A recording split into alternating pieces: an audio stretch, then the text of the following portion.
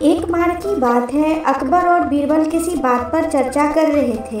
तभी एक क्षण ऐसा आया जब राजा अकबर ने कहा, बीरबल, दुनिया में हर 100 आदमी के पीछे एक अंधा व्यक्ति होता है।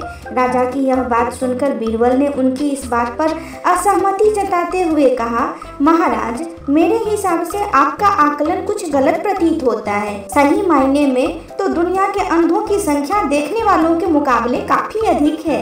बीरबल का यह जवाब सुनकर राजा अकबर को काफी आश्चर्य हुआ। उन्होंने कहा, जब हम अपने चारों ओर देखते हैं तो देखने वाले लोगों की संख्या अंधों से अधिक मालूम होती है। ऐसे में अंधों की संख्या देखने वालों के मुकाबले अधिक कैसे हो सकती है?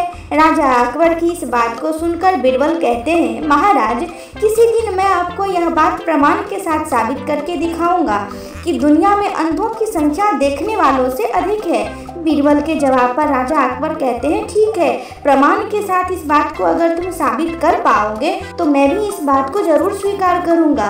उस दिन यह बात यहीं रुक जाती है। करीब 2 दिन बीतने के बाद राजा अकबर इस बात को पूरी तरह से भूल जाते हैं, मगर बीरबल अपनी बात को प्रमाणित करने के लिए युक्ति सोचने में जुटे रहते हैं। करीब 4 दिन बीतने के बाद बीरबल को एक योजना सूझती है और वे 2 मुनीम को लेकर उनके साथ बाजार की ओर चल देते हैं। बीच बाजार पहुंचने के बाद बीरबल सिपाहियों से एक चारपाई की चौखट वहां मंगाते हैं और उसे बुनने के लिए रस्सी भी मंगवाते हैं। अब बीरबल अपने साथ लाए दोनों मुनीमों को आदेश देते हैं वे उनके बाएं और दाएं कुर्सी डालकर बैठ जाएं। साथ ही इस बात का ध्यान रखें कि दाएं बैठने वाले मुनीम उनके राज्य में मौजूद अंधों की सूची तैयार करेंगे और बाएं बैठने वाले मुनीम देखने वालों की सूची तैयार करेंगे। बीरबल का आदेश मानते हुए दोनों मुनीम अपना अपना काम करने लगे और बीरबल चारपाई बुनने का काम शुरू कर देते हैं। बीरबल को बीच बाजार चारपाई बुनते देख धीरे धीरे वहाँ लोगों की भीड़ जमा होने लगती है। उसी भीड़ में से एक आदमी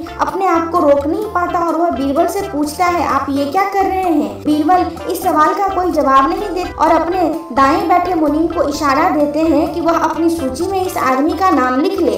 जैसे जैसे समय बीतता जा रहा था, आने वालों की संख्या बढ़ती जा रही थी और आने वाले सभी लोग अपनी उत्सुकता को शांत करने के लिए बीरबल से यही पूछ रहे थे कि वे क्या कर रहे हैं। इसी के साथ बीरबल अपने दाएं मुनीम को इशारा देकर यह सवाल पूछने वालों का नाम अंधों की लिस्ट में डलवाते जा रहे थे। तभी अचानक वहाँ एक आदमी आता है जो बीरबल से पूछता है कि इतनी धूप में बैठकर आप चारपाई क्यों बुन रहे हैं? तभी बीरबल कुछ नहीं बोलते और बाएं बैठे मुनीम को यह सवाल पूछने वाले का नाम देखने वालों की सूची में लिखने का इशारा देते हैं। यह सिलसिला ऐसे ही चलता रहता है और धीरे धीरे पूरा दिन निकल जाता है। तभी इस बात की जानकारी राजा अकबर को होती है और वे भी माजरा समझने के लिए बाजार पहुंच जाते हैं जहां बीरबल चारपाई बुनने का काम कर रहा था। राजा भी बीरबल से यह सब करने की पीछे की वजह जानना चाहते हैं, इसलिए वह बीरबल से सवाल करते हैं कि बीरबल, यह तुम क्या कर रहे हो?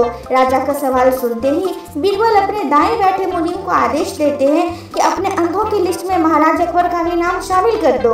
बीरबल की यह बात सुनकर राजा अकबर को थोड़ा गुस्सा आया और आश्चर्य भी हुआ। राजा अकबर ने कहा, बीरबल, मेरी आंखें पूरी तरह से ठीक है और मैं सब कुछ अच्छी तरह देख सकता हूँ, फिर क्यों तुम मेरा नाम अंधों की सूची में चढ़वा रहे हो? राजा अकबर के इस सवाल पर बीरबल मुस्कुराते हुए कहते हैं, महाराज, आप देख सकते हैं कि मैं चारपाई बना रहा हूँ, फिर भी आपने सवाल किया कि मैं क्या कर रहा हूँ। अब महाराज, ऐसा सवाल तो एक अंधा व्यक्ति ही पूछ सकता है। बीरबल का यह उत्तर सुन राजा अकबर को समझ में आ गया कि बीरबल कुछ दिन पहले की गई बात को प्रमाणित करने के लिए यह सब कर रहा है। यह बात समझ में आते ही राजा अकबर भी मुस्कुराते हैं और पूछते हैं, बीरबल, तो फिर बताओ, तुमने अपने इस प्रयास से क्या पता लगाया?